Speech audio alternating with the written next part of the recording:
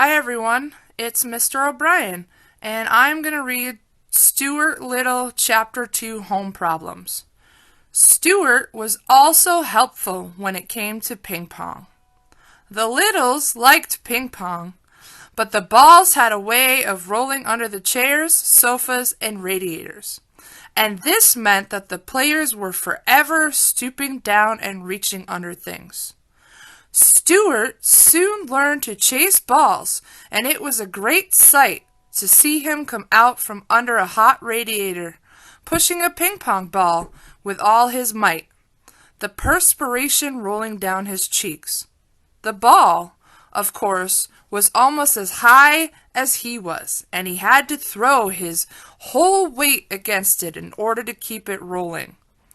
The Littles had a grand piano in their living room, which was all right, except that one of the keys was sticky key and didn't work properly. Mrs. Little said she thought it must be the damp weather.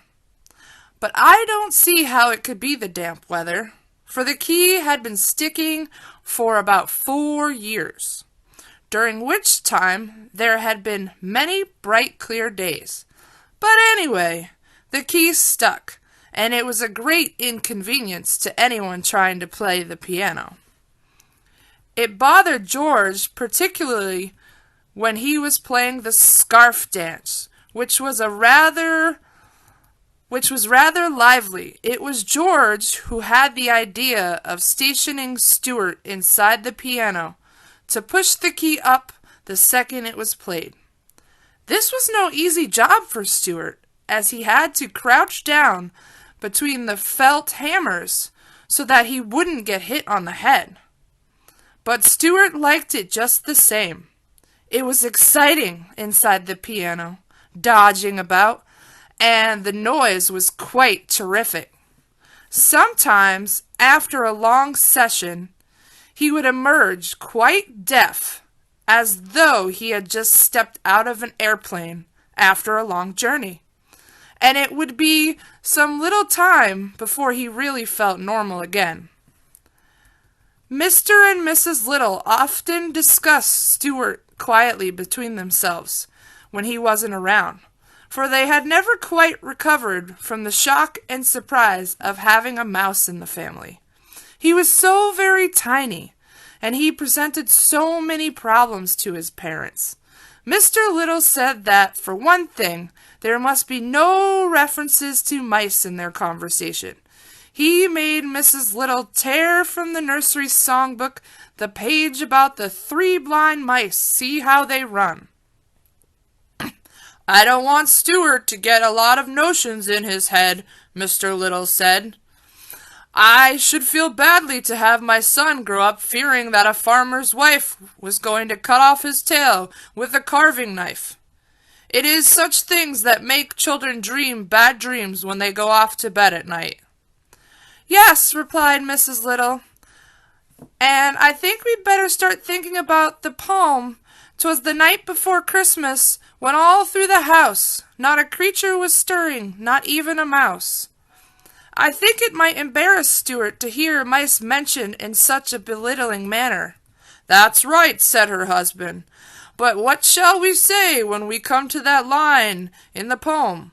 We'll have to say something.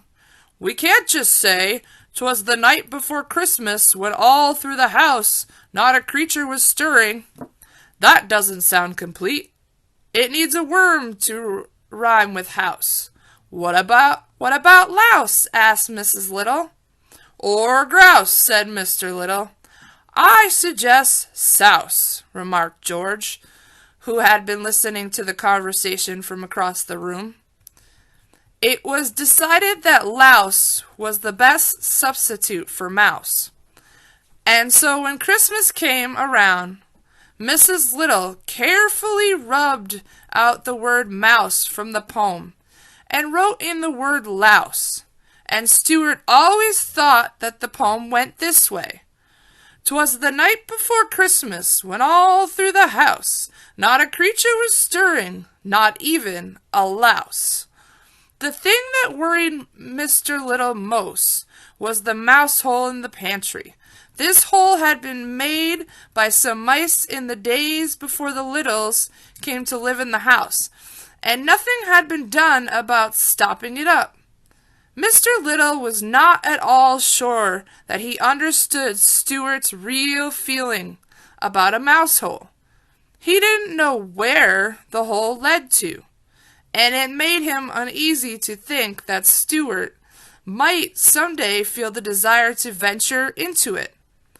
"After all, he does look a good deal like a mouse," said Mr. Little to his wife, "and I've never seen a mouse yet that didn't like to go into a hole."